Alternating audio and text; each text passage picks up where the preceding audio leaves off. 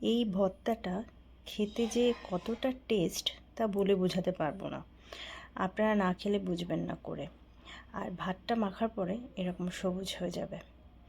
তো যাই হোক, কেমন আছেন আপনারা? আশা করি ভালো আছেন, আমরাও ভালো আছি।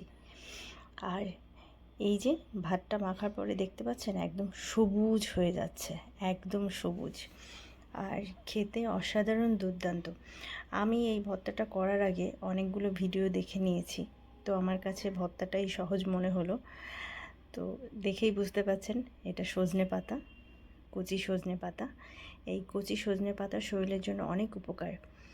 তো যাই হোক, এইভাবে বেছে ওটাকে ধুয়ে আমি এখানে একটু রসুন লঙ্কা ভেজে তারপরে পাতাটাকে দিয়ে দেব, দিয়ে ভালো করে ভাজা ভাজা করে নিতে হবে। আর এটা দেওয়ার পরে কমে যাবে, একদম কমে যায়, কারণ ওই শাকের মতন কমে যায়।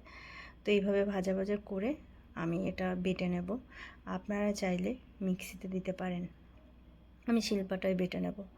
শিলপাটায় বাটলে একটা অন্যরকম টেস্ট হয়। আর সবাই ভালো থাকবেন, সুন্দর থাকবেন, সুস্থ থাকবেন।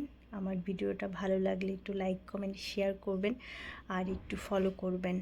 তো থ্যাংক ইউ, টাটা।